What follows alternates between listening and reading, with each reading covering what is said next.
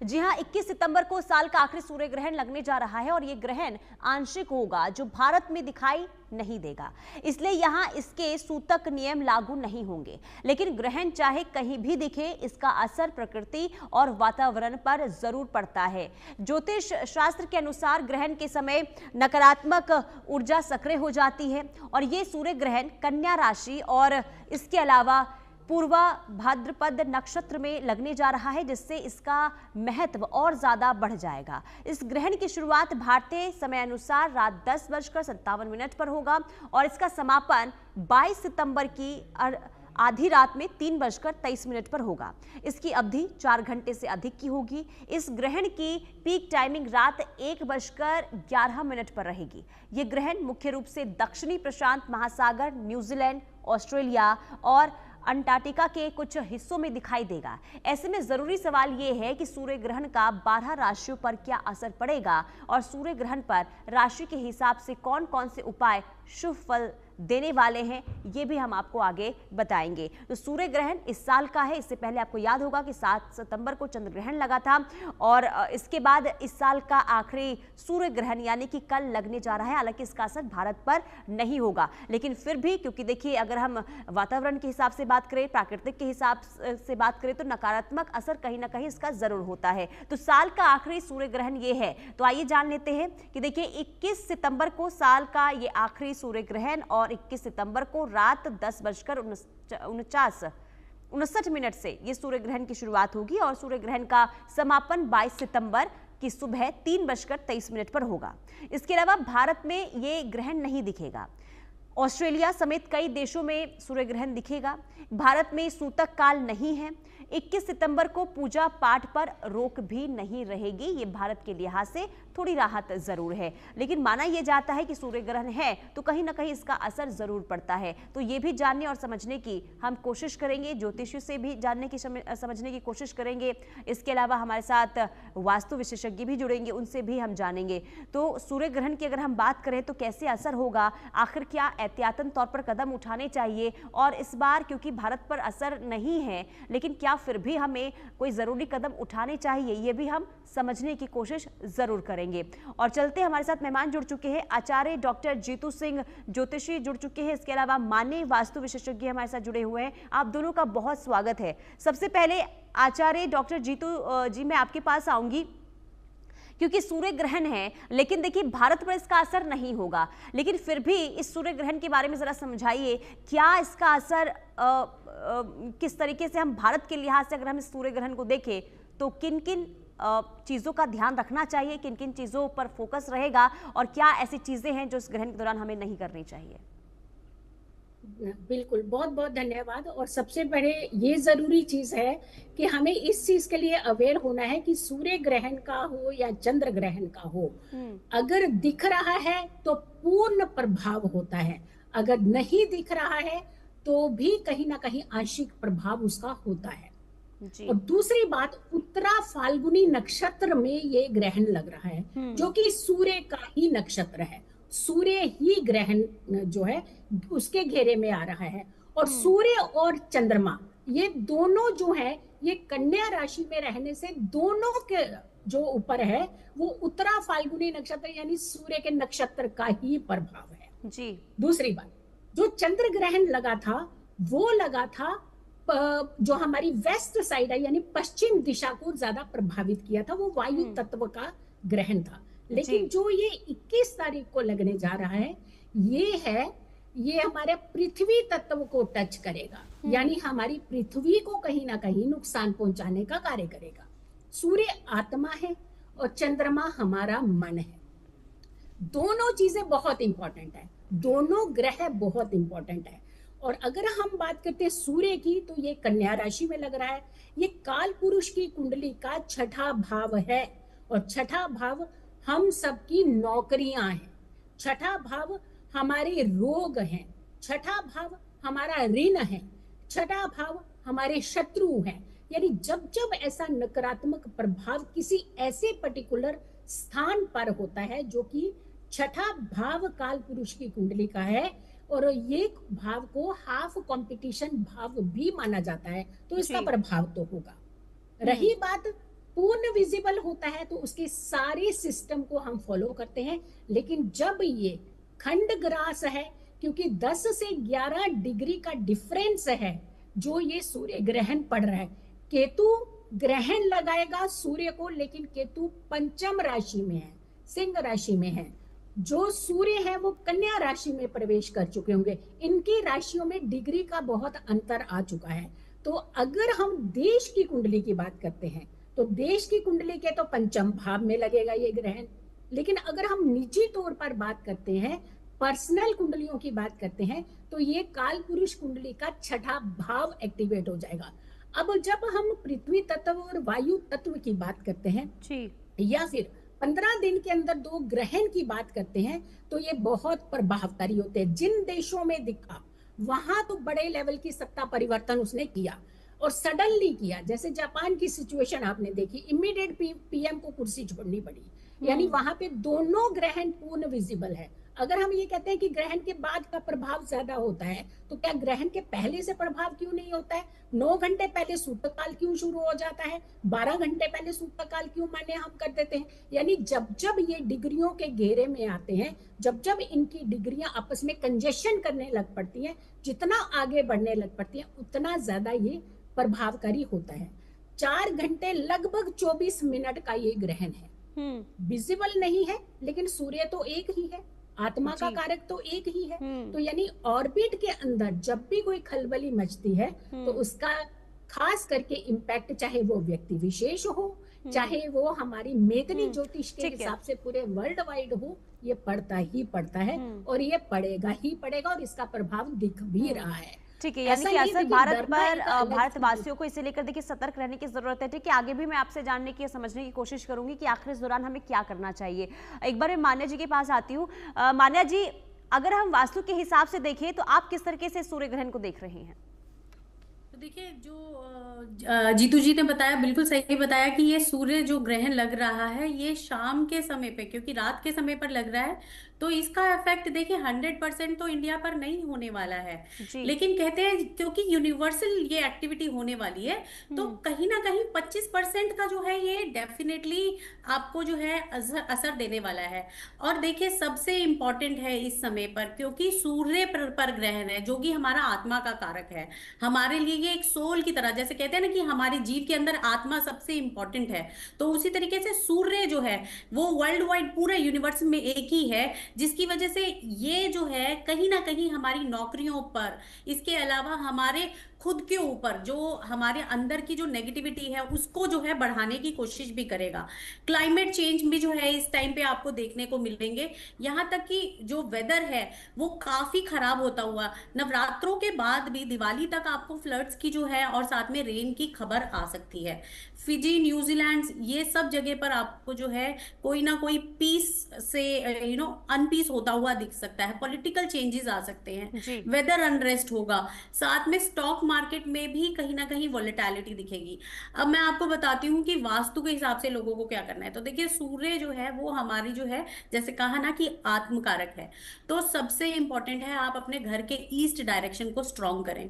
जब सूर्य ग्रहण खत्म हो उसके बाद लगातार 30 दिन तक आप जो है 30 से 90 दिन तक ये एक्टिविटी जरूर करें, सूर्य को जल चढ़ाएं, क्योंकि ये डेफिनेटली जॉब्स के ऊपर खतरा देने वाला है। तो कहीं ना कहीं आपको जो है सूर्य को रेगुलर जब जल चढ़ाना है तो कॉपर के वेसल में डालकर जो है जल चढ़ाना है, और उसके अंदर थोड़ा सा जो है लाल कुमकुम जरूर डालें, क्योंकि वो आपको मदद करेगा अपनी जॉब को सिक्योर करने के लिए। इसके अलावा आदित्य हृदय स्तोत्र का पाठ रेगुलरली करते रहें।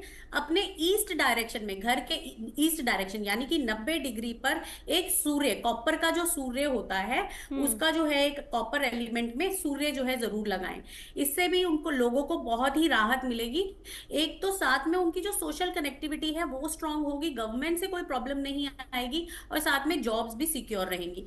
इस तरीके की छोटी छोटी चीजें करने से डेफिनेटली देखिए ग्रहण के असर तो रहने वाला है, लेकिन लोग अपनी परेशानियों से बच सकते हैं। और मैं ये भी बता दूं कि जो ये वाला जो ग्रहण आ रहा है, ये मोस्टली ज्यादातर जो परेशान करने वाला है वो सीधे लोगों को परेशान करने वाला है। जो लोग बहुत सीधे हैं, जो अपने कहते हैं ना कि इंसाफ के अलावा इंसाफ पे चलते हैं, तो उस तरीके के लोगों को ये बहुत ज्यादा तंग करने वाला है। यहाँ पर बहुत इंपॉर्टेंट है कि लोग अपने लिए स्टैंड लें। जो लोग कहते हैं ना कि अपने लिए स्टैंड नहीं ले रहे हैं, तो वहां उनको जो है कहीं ना कहीं बहुत हानि होने वाली है। उनके जो है मानसिक पे भी हानि होगी, और साथ में उनको आत्मा पे भी उनको काफी ज्यादा घात लगने वाली है। तो इसलिए कोशिश करें कि अपने लिए स्टैंड लेना बहुत जरूरी है। इसके साथ साथ मैं आपको राशियों का भी थोड़ा सा बताना चाहूंगी कि जो पॉजिटिव राशियां हैं वो रहेंगी मेष राशि, वृषभ राशि, कर्क राशि। मेष राशि में इनकम ग्रोथ डेफिनेटली दिखने को मिल रही है, लेकिन यहाँ पर उनको थोड़ा सा मार्केट को संभल के चलने की जरूरत है, मार्केट को समझ के चलने की जरूरत है। यहाँ पर उनको फॉरेन गेन्स भी होते हुए दिख रहे हैं। इसके अलावा उनको थोड़ा सा अपने हेल्थ इश्यूज जो है से बच के चलने की जरूरत है। बाहर का फास्ट फूड ना खाएं तो वो बेटर रहेगा। तो ये सब चीजें उनको करने की जरूरत है। ठीक है माना जी। एक बार फिर मैं आपके पास आऊंगी आचार्य जीतू जी, क्योंकि देखिए सूर्य ग्रहण जो है भारत में नहीं दिखेगा, लेकिन क्या सूतक काल यहाँ पर लगेगा? अगर लगेगा तो समय क्या होगा, और उस समय क्या हमें करना चाहिए, क्या नहीं करना चाहिए? हाँ बिल्कुल, देखिए बिल्कुल मान्य नहीं है सूतक काल, तो इसके बारे में तो आपको डरने की जरूरत नहीं है, क्योंकि हमारा सबसे बड़ा पर्व जो है वो नवरात्रि का पर्व वेरी नेक्स्ट डे जो है वो शुरू हो रहा है। तो ऐसे में कोई भी व्यक्ति ना घबराए, माता रानी की खूब दिल खोल करके पूजा करे। जो खरीदना चाहते हैं खरीदे, भवन सजाना चाहते हैं सजाए, लेकिन हाँ ये एक चीज हम जरूर करेंगे, क्योंकि सूर्य का ग्रहण जिस दिन लग रहा है उस दिन सर्व पितृ अमावस्या है। यानी पहला दिन जिस दिन शुरू हुआ था पितृपक्ष, उस दिन चंद्र ग्रहण था। जिस दिन समापन हो रहा है उस दिन सर्व पितृ अमावस्या है। तो सर्व पितृ अमावस्या का जब ये पितृपक्ष का श्राद्ध कर ले मध्याह्न के समय में 12, 12:30, 1 बजे के बाद में, उसके बाद ये अपने घरों के मंदिर साफ कर सकते हैं। उसके बाद ये भवन सजा सकते हैं, चीजें ला सकते हैं, कोई दिक्कत नहीं। क्योंकि जब ग्रहण नहीं दिखता है तो उसका सूतक काल मान्य नहीं माना जाता।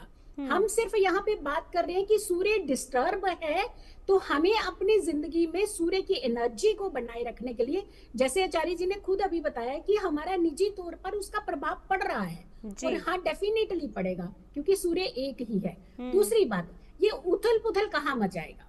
क्योंकि जब जब हम घटनाओं की बात करते हैं, चाहे वो सुनामी हो, चाहे अर्थक्वेक हो, चाहे कोई बड़ी आपदा हो, चाहे ग्रहण काल हो, ये मेदिनी ज्योतिष के अंदर आता है। और मेदिनी ज्योतिष में पूरी घटनाओं को क्लब घटनाओं के रूप में देखा जाता है। इंडिविजुअली उस राशि पे ज्यादा प्रभाव होता है जहां ये ग्रहण पड़ता है। जिस घर में खलबली मचेगी वो घर डिस्टर्ब होता है।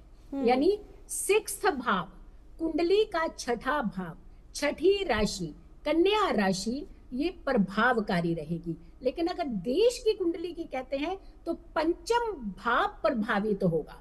5म भाव हमारा नीति आयोग है, हमारी प्लानिंग कमीशन है। तो वहां पर थोड़ी सी डिस्टरबेंस किस तरीके की होगी कि कुछ बड़े डिसीजन लिए जाएंगे जो कि विपक्ष को नागवारा होंगे। विपक्ष में खलबली मच सकती है, विपक्ष में थोड़ा सा विवाद हो सकता है। और ये सिचुएशन जो है वो देखने, क्योंकि अगर हम शनि का रोल भी देखते हैं, क्योंकि अभी पिछला ग्रहण जो है वो शनि की राशि में लगा है, और शनि का प्रभाव 4th भाव यानी जनता के भाव पर पड़ा है। तो जनता को भड़काना, जनता को आगे ले आना, जनता के द्वारा कुछ उपद्रव करवाना, तो इस तरीके की सिचुएशन घटनाएं जो है वो बढ़ सकती हैं। लेकिन जहां जहां ये सूर्य ग्रहण दिख रहा है वहां वहां तकलीफ होगी, और ज्यादा तकलीफ देखने को मिल सकती है। क्योंकि जब जब 2 ग्रहण आए हैं तब तब बड़े बड़े हादसे हुए हैं। चाहे आप उस समय चाइना की बात ले लीजिए, चाहे आप पाकिस्तान में बात ले लीजिए, 2021, 22, 23 आप कंसीडर करके देख लीजिएगा कि जब बहुत बड़ा हादसा हुआ था, प्लेन हादसा हुआ था चाइना के अंदर, और इतना बड़ी प्रलय हो गई थी, वहां पे भी आप देख लीजिए। और कई सारी ऐसी घटनाएं जो है जो 2 इकट्ठे सूर्य ग्रहण पड़ने से हुई हैं। दान करने का सबसे ज्यादा इस समय होता है, जितना दान कर सकते हैं। वैसे भी कहते हैं कि जो पितृपक्ष आता है तो हम दान की तरफ ही जाते हैं, दान कल्याण है हमारा, एहसान नहीं है। तो सबसे पहले दान खूब करिए। और जब ग्रहण आते हैं तब भी कहते हैं दान किए जाते हैं। जब माता रानी के नवरात्रे आते हैं तब कहते हैं भक्ति की जाती है। तो यानी हमारे कर्म, हमारी भावनाएं, हमारे इमोशंस, हमारी भक्ति, ये सारी इस समय हमें कंट्रोल करने की जरूरत होती है। लेकिन एक उच्च पद पर बैठे हुए जितने भी व्यक्ति हैं उन्हें सावधान रहने की बहुत जरूरी है, क्योंकि सूर्य उच्च पद के कारक माने जाते हैं, बड़ी सत्ता के कारक माने जाते हैं। तो जब जब ग्रहण आता है तब तब उनके अंदर अहम भी आ जाता है। तो हमें अहम को थोड़ा पीछे रख करके, अहंकार को पीछे रख करके थोड़ा एक डिसीजन ढंग से लेने चाहिए। जैसे आचार्य जी ने कहा कि सूर्य को जल देना चाहिए, हाँ इस समय बहुत अच्छा करना चाहिए। हाँ एक दिन छोड़ देना चाहिए, 21 तारीख का और 22 तारीख का। इस दिन थोड़ा सा ये सूर्य की एनर्जी ऐसी होगी कि उसको जल देना कहते हैं कि अच्छा नहीं माना जाता, लेकिन अदरवाइज आप कंटिन्यूशन में आप जल दीजिएगा। जी ठीक है, यानी कि आप जल हर रोज देते हैं वो अच्छी बात है, लेकिन 2 दिन जिस दिन सूर्य ग्रहण है उसमें थोड़ा परहेज करने की जरूरत है। और साथ ही साथ हम दर्शकों को ये भी बताने की कोशिश ग्राफिक्स के जरिए कर रहे हैं कि आखिर सूर्य ग्रहण के दिन क्या करना है, क्या नहीं करना चाहिए, वो लगातार टीवी स्क्रीन पर आपके चल भी रहा है। और मान्या जी, मैं आपसे समझूंगी क्योंकि आप इससे पहले बता रही थी कि किस तरीके से सूर्य ग्रहण लोगों के जीवन में बदलाव लेकर आएगा। तो मैं आपसे ये समझूंगी कि जिनको पहले से ही परेशानी है, जिनके घर में पहले से ही काफ़ी दिक्कतें हैं, उन लोगों को खास करके इस ग्रहण के दौरान क्या एहतियातन तौर पर कदम उठाने चाहिए? अगर वास्तु के लिहाज से आप बताएं कि अगर कुछ चेंजेस करने हो घर में तो क्या करें, क्या नहीं करना चाहिए, अगर आप ये विस्तार से बता पाए तो वो भी जरा बताइए दर्शकों के लिए। तो डेफिनेटली देखिए, सबसे इम्पॉर्टेंट है कि जब भी ग्रहण आता है ना, तो हमें ये समझने की जरूरत है कि ये हमारे लिए गलत नहीं लेके आता। हाँ ठीक है, ये हमें इम्पैक्ट जरूर देता है, इफेक्ट जरूर देता है, लेकिन कहीं ना कहीं ये जो अनरेस्ट लेकर आता है, ये हमारे ही अंदर की जो एक कहते हैं ना कि नेगेटिविटी है, उसको दूर करने के लिए आता है। जो चीजों के ऊपर हमारा फोकस नहीं है, उन चीजों के ऊपर हमारा फोकस लेकर आने के लिए आता है, ताकि हम अपने आप में इंप्रूवमेंट ला सकें। तो देखिए, क्योंकि सूर्य है और सूर्य सबसे ज्यादा इंपॉर्टेंट जो है वो आपके घर के सेंटर से लेकर जो है ईस्ट तक के एरिया को कवर करता है। और जब हम बात करते हैं, जब हम तत्वों की बात करते हैं, तब इस समय पर एयर एलिमेंट जो है और अर्थ एलिमेंट बहुत ही इंपॉर्टेंट माना जाता है। सूर्य ग्रहण में, अभी ग्रहण में अभी इस समय हमें अर्थ एलिमेंट पे काम करने की जरूरत है। तो देखिए, रिश्ते अगर नहीं चल रहे हैं, लोगों के रिश्तों में कोई खटास आ रखी है, क्योंकि कहीं ऐसी राशियां हैं जिनके ऊपर जो है इस समय पर रिश्तों में जो है खटास आई हुई है, तो वो लोग क्या कर सकते हैं, अपने साउथ वेस्ट को बैलेंस करें। साउथ वेस्ट यानी कि आपका जो दक्षिण पश्चिम एरिया है उसको बैलेंस करें। उधर से जो है अगर उनके जूते पड़े हैं या फिर कोई कूड़ा कबाड़ा पड़ा है वो वहां से हटा लें। अपने घर में जो है, कई लोग क्या करते हैं, बहुत सारी तारें इकट्ठी करके रख लेते हैं, कहते हैं कि कभी कभी घर में यूज हो जाएगा, लेकिन ऐसा बिल्कुल ना करें। जो चीज यूज की है उन चीजों को ही जो है वह रखें, बाकी चीजों को जितना हो सके अपने घर को डीक्लटर करें। वैसे भी देखिए, नवरात्रे हैं, उसके बाद दिवाली भी है, तो ये सबसे बेस्ट टाइम होता है जब आप अपने घर में जो है डीक्लटरिंग करते हैं, अपने घर की एनर्जीज को वापस जो है दोबारा से सही करते हैं। चीजों को थोड़ा सा हिलाने से, कहते हैं कि हाँ भी जब हम अपनी चीजों को थोड़ा सा हिलाते हैं ना तो एनर्जीज भी हिलती हैं। तो ये टाइम है कि साउथ वेस्ट को स्ट्रॉन्ग करें, अपने रिलेशनशिप को स्ट्रॉन्ग करने के लिए वहां अपनी एक गोल्डन फ्रेम में सुंदर सी पिक्चर लगाएं, अपने फैमिली के साथ अपनी पिक्चर लगाएं, उस जगह को स्ट्रॉन्ग करें। इसके अलावा अगर जो लोगों को जॉब से प्रॉब्लम्स आ रही हैं, वो जो है ईस्ट डायरेक्शन में राम मंदिर जो है स्थापित कर सकते हैं, या फिर जैसे नवरात्रे भी आ रहे हैं तो ईस्ट डायरेक्शन में रख के अगर वो जोत जलाते हैं, या फिर वहां पर जो है 5 बैम्बूज जो होते हैं ना, पाम के बैम्बूज जो होते हैं, 5 के सेट में वो वहां पे बैम्बूज रखते हैं, तो भी वो जो है जॉब से रिलेटेड, या फिर उनके जो ऑफिस में कई बार कॉन्स्पिरेसी चलती है, हम लोग कितना परेशान होते हैं हमारे लिए कोई कॉन्स्पिरेसी हो जाए तो ऐसी कोई भी कॉन्स्पिरेसी होती है तो उससे वो बच सकते हैं। इसके अलावा अपने साउथ को स्ट्रॉन्ग करें, क्योंकि देखिए हर एक को यहाँ पे फेम चाहिए, लोगों को भी है कि हाँ भी उनको रिकॉग्निशन मिले। रिकॉग्निशन के लिए वो अपने साउथ को बेटर कर सकते हैं। मैं आपको बता दूं, क्योंकि सूर्य और मंगल आपस में काफी अच्छे तालमेल बिठाते हैं, तो साउथ में अगर ट्रायंगुलर शेप में, और क्योंकि जो है नवरात्रे आ रहे हैं, तो ट्यूसडे 23 तारीख को, स्पेशली 23 तारीख को अगर वह जो है ट्यूसडे के दिन अपने साउथ में एक ट्रायंगुलर शेप में जो है झंडा लगाते हैं लाल रंग का, तो वो उनकी रिकॉग्निशन को भी बढ़ाएगा और वो जो है उनके लिए बेटर भी रहेगा और परेशान परेशानियां भी उनको लेटर ऑन कम आएंगी। तो इस तरीके की छोटी छोटी चीजें करें। गेन्स को ठीक है। बढ़ाना है तो वेस्ट डायरेक्शन में जो है, इस बार जैसे नवरात्रे आ रहे हैं तो एक कॉपर के वेसल के अंदर कॉइन्स रखें, बहुत सारे कॉइन्स भर लें और वहां पर जो है उसको जो है वेस्ट डायरेक्शन में रख दें। ये भी उनको बहुत ही हेल्प करने वाला है। ठीक है। आचार्य जीतू जी, क्योंकि देखिए अगर हम सूर्य ग्रहण की अगर हम बात कर रहे हैं तो जिस राशि का आप जिक्र कर रही थी कि असर देखने को मिलेगा और उस राशि पर इसका ग्रहण लग रहा है, लेकिन अगर हम बाकी राशियों के लिहाज से अगर हम देखें तो कौन सी ऐसी राशि है जिसके लिए सबसे ज्यादा अशुभ ये सूर्य ग्रहण रहने वाला है और किसके लिए शुभ संकेत लेकर ये सूर्य ग्रहण आएगा? जी बिल्कुल। सबसे पहले तो बहुत जल्दी जल्दी आपकी राशि, क्योंकि 12 राशियां हर बंदे की नजर होती है कि मेरी राशि पे पता नहीं क्या हो जाना है। मेष राशि जो, अगर देखिए, दो तरीके से राशि बताऊंगी। एक तो आपकी कुंडली से राशि बनती है जो आपकी चंद्र राशि होगी। एक अगर आपको चंद्र राशि नहीं मालूम है तो अक्षर को आप कंसीडर कर लीजिएगा। मेष राशि है, च ल अ अक्षर बनते हैं, इनके छठे भाव में ये ग्रहण है। तो नौकरी, रोग और शत्रु, ये तीनों पर प्रभाव है। ध्यान रखिएगा, अपनी नौकरी को संभाल करके चलिएगा और शत्रुओं से बच करके रहिएगा। अगर हम वृष राशि की बात करते हैं तो वृष राशि प्लस ई उ ए अक्षर इनके बनते हैं। अगर नाम इस राशि से, इस अक्षर से है तो आपकी वृष राशि है, आपके पंचम भाव में है। तो प्लानिंग में कहीं ना कहीं गड़बड़ी समय होने वाली है। जो भी प्लान कर रहे हैं बड़ों की सलाह ले लीजिएगा। अगर हम बात कर रहे हैं मिथुन राशि की, क और घ अक्षर बनता है इनका, तो इनके 4th हाउस में ये ग्रहण पड़ रहा है। तो माता जी के साथ संबंध बिगड़ सकते हैं। माता जी के स्वास्थ्य का खास करके आपको ध्यान रखना है। कर्क राशि की बात करते हैं तो ह और ड अक्षर बनते हैं। 3rd भाव में ये ग्रहण पड़ेगा। काम ज्यादा और फल कम, तो लेकिन डिमोरलाइज नहीं होना है। ये थोड़े दिनों का पैच होगा, उसके बाद आपकी सिचुएशन जो है वो ठीक हो जाएगी। अगर हम बात करते हैं सिंह राशि की, क्योंकि सिंह राशि प्रभावित है, सूर्य की राशि है। म और ट अक्षर वालों की सिंह राशि बनती है। इनके 2nd भाव में ये ग्रहण है और 2nd भाव हमारा धन भाव होता है, हमारे खाने पीने का भाव, हमारी भाषा पे कंट्रोल रखिएगा, क्योंकि अहम भी आएगा और भाषा भी बिगड़ सकती है आपकी।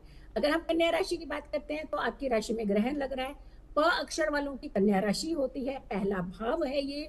तनाव होगा, स्ट्रेस होगा, एंजाइटी होगी और हो सकता है थोड़ा सा माइग्रेन की समस्या आपको कुछ समय तक, लगभग 3 महीने तक सता सकती है। तो डॉक्टर की सलाह आप जरूर लीजिएगा। अगर हम तुला राशि की बात करते हैं, र और त अक्षर होगा। 12वें भाव में ये ग्रहण लग रहा है।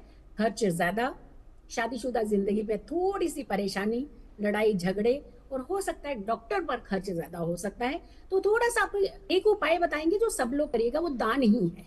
दान करिएगा, बहुत सारी चीजों से हम बच जाएंगे। वृश्चिक राशि की बात करते हैं, य और न अक्षर वाले वृश्चिक राशि है। इनके 11वें भाव में ये ग्रहण पड़ रहा है, तो धन की हानि दिखा रहा है या फिर जहां पैसा आपका आना है हो सकता अटक जाए। अगर हम धनु राशि की बात करते हैं, भ और फ अक्षर और धनुष वाला ध ये अक्षर है तो आपकी धनु राशि है। तो आपके 10वें भाव में ये ग्रहण है। काम में थोड़ी सी देरी हो सकती है, लेकिन टेंशन नहीं लीजिएगा, एट द एंड काम आपका हो जाएगा। मकर राशि की बात करते हैं, ख और ज अक्षर वाले मकर राशि हैं। चंद्रमा की राशि भी कंसीडर करिए, लेकिन अक्षर से भी आप इसे कर लीजिएगा। 9वें भाव में आपके ये ग्रहण लग रहा है, तो पिता से दूरी या पिता के साथ आप काम करते हैं तो हो सकता है डिस्प्यूट लेवल जो है बढ़ सकता है। कुंभ राशि की बात करते हैं तो कुंभ राशि में अभी रिसेंटली ही ग्रहण गया है, वो कि चंद्र ग्रहण था। तो ग और स अक्षर वाले कुंभ राशि होते हैं। तो 8वें भाव में ये ग्रहण लगेगा। घटना होने की पूरी संभावना है और संकट की संभावना है। अपने आप को बचा के रखिएगा, गाड़ी बहुत सावधानी से चलाइएगा। आखिरी राशि मीन राशि है। द अक्षर वाले मीन राशि बनते हैं, आपके 7वें भाव में ये ग्रहण है। मतभेद होंगे पति पत्नी के, मैं तुमसे बड़ा, तुम मेरे से बड़ी, मैं ज्ञानी तुम ज्ञानी, ये होगा और ये जो लड़ाई है ये कोर्ट कचहरी तक पहुंच जाएगी। तो ध्यान रखिएगा, 3 महीने अपने रिश्तों को बचा करके रखिएगा। सिर्फ और सिर्फ क्या करना है, ओम नमः शिवाय मंत्रों के जाप करिएगा। ठीक है। ओम घृणी सूर्याय नमः इस मंत्र का जाप करिएगा।